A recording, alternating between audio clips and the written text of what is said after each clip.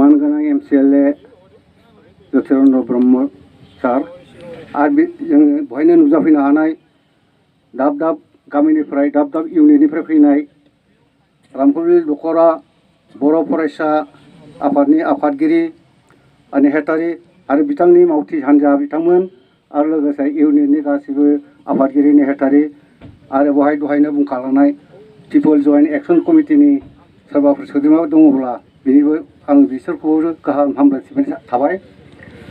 जाय हक जोङो दिनै मोनसे सिसिट'आनि जे निर्देश सिसिट'आ जोंखौ बुंहरदों दा बे हिसाबै जोङो सिसिट'आनि खामानिखौ मावनो सानदों।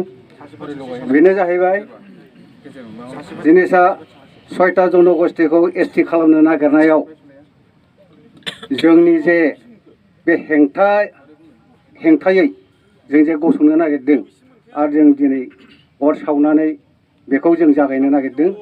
अर सावनानैनो जों मिथिहोनो नागिरदों दिनै बे रामफुरबिल आनसलिकल' नङा सारा आसामावनो दिनै बे जरह मदलखौ खालामगोन क'क्राझार डिस्ट्रिक्टआव खालामगोन आरो दाब दाब बिदिनो आनसलिक कमिटिफ्राबो खालामदों आरो जोंबो बिदिनो खालामनो नागिरदों। ओंखायनो बहाय नुजाफैनाय गासिबो आंनि आंगो गासिबो बिदा फंबाय बिब' बिनानाव गासिखौबो आंनि मोजां मोननाय सिबिनायखौ आं बावबाय।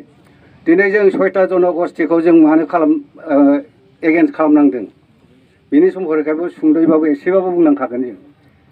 जिन हक 6टा जनगोष्ठीया जाहैबाय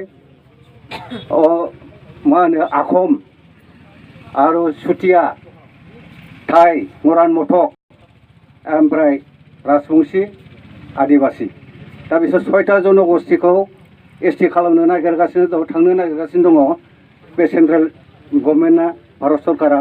दा बिनि हेंथायैनो जों दिनै जरह मदल खालामनांगौ बायद' जादों। मानो होनोबा जोंना ST हिसाबै 14टा जनगोष्ठी ST दङ। बे STखौ खर्ब खालामनो बिसोर खायदा खालामगासिनो दङ। जोंनि पपुलेसना STआ मात्र 47 लाखल'। खिन्थु नैबे 6टा जनगोष्ठीया जुदि माबा जायोबा 1.5 कोटिनि एबाव होमबा 1.5 कोटिजों बे जोंनि 14टा जनगोष्ठीया 47 लाखल'बा बिसोरो 6टा जनगोष्ठीयानो 1.5 कोटिनि एबावबा होमबा जोङो मा मोनगोन उनाव जोंहा बेखौ सिन्था खालामनांगौ दङ।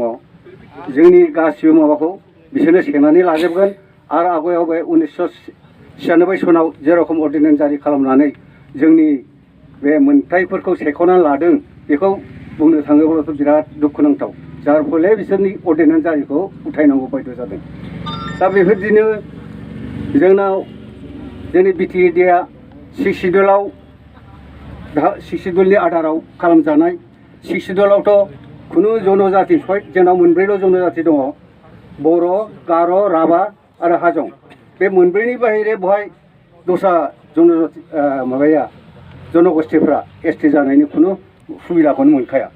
दा बहायबो जुदि जों खालामनो नागिरोबा बेयो संबिधाननि आधाराव नङा संबिधाननि बेरेखायै मावनायसो बियो। ओंखायनो जों बिनि एगेन्स्टैनो संबिधाननि एगेन्स्टै मावनो थांनायखौ जोङो संबिधान मथे होबथानो थाखाय दिनै जों बहाय ज' जादों आरो बिनि थाखायनो आङो बयखौबो दिनैनि बे मोजाङैनो जोङो संबोध खालामलायनानै अर सावनानै थाबायनानै जोङो जायखिया प्रतिबाद होनो बेखौनो आं बुंबाय आरो बे खामानिखौ मावनो थाखाय आङो बयखौबो आं खावलायनानै आरो फंनैसो सुंद' बिबुंथि लाखिनो थाखाय जोंहा बहाय आलासि हिसाबै MCLA बिथाङा दंखायो बिथांखौबो फंनैसो आङो बिबुंथि होनो थाखाय आं बिथांखौ खावलायबाय आरो आंनि बिबुंथिखौ आं बहायनो फोजोबबाय आरो बेखौ बेखेवबाय होननानै आं माबाबाय गोजोन्थों।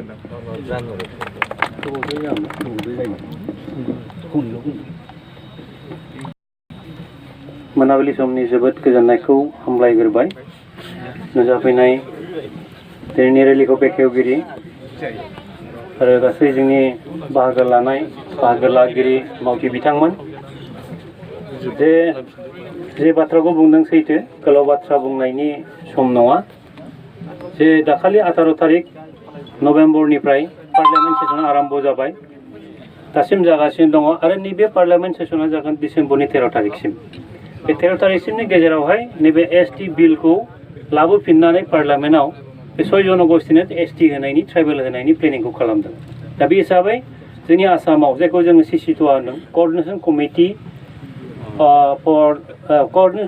Of tribal organisation of Assam जायखौ जोङो सिसिटुआ होननानै बुंबाय दा बावहाय जोङो जे दाबिखौ लानानै सरकारजों सावरायदों सरकारा सावरायदोंब्लाबो खोमा होआखै बे खारनावहाय जोङो सिसिटुआनि आन्दाराव थानाय गासै संगठनफोरा दुलाराय आसाम नाङै दिनै टर्च लाइट रेलिखौ खालामगोन आरो बे हिसाबै जोंहा गोसोआव मोनसेल' लानांगौ जे नैबे पार्लियामेन्ट सेसनाव खुनु प्रकारे बे बिला फैनो मोना बेखौ जोङो आन्दलन दिनै जग्रब खालामदोंब्लाबो बे जोंनि जग्रब खालामनाय बे आन्दलना बे रेलिया आसाम सरकार तथा भारत सरकारनिसिम बे मेसेजआ थांगोन बे हिसाबै जे जोङो सिलेबलेबबाबो जे जोङो रेलि खालामनो ओंखारदों बे रेलि खालामनाया जोंनि थाखाय जोबोद माने गोनां हाबाफारि बे हिसाबै आङो बे हाबाफारिखौ लानो थाखाय गोजोननाय जासिबाय आरो मान बावनायजों लोगोसे दिनैनि बे रेलिखौ आरम्भ खालामनो थाखाय खावलायनाय जाबाय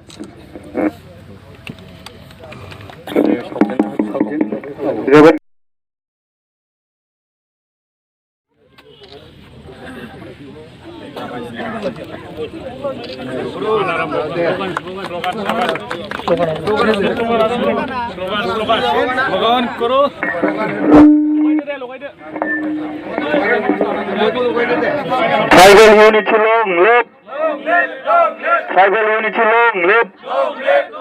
बयखौबो बनजार हानजा सुद्रा बिथांमोनखौ आङो जाहाथे सावथियाव बाहागो लानो आङो बयखौबो खावलायदों आरो साफ्रोमबो हानजा सुद्रा बिथांमोना जाहाथे डिसिप्लिन भाबै जाहाथे जोबजासिम बाहागो लायो बेखौ खावलायहरनाय थाबाय जाहाथे बयबो सावथियाव बाहागो लाफायो सिसिटुआ long live!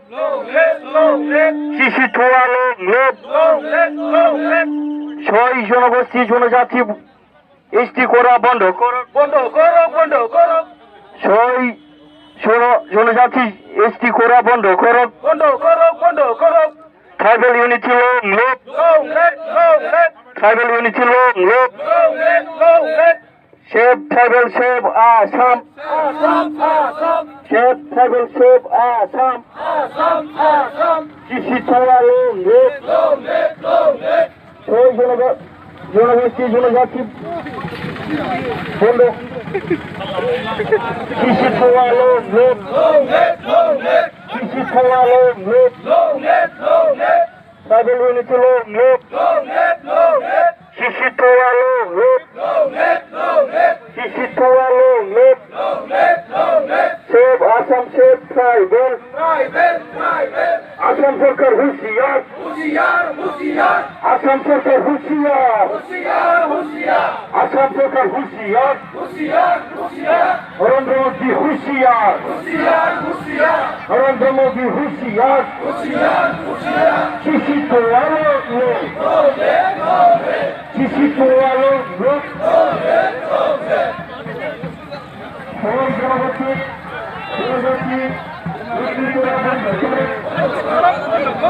সবাই জনগোষ্ঠী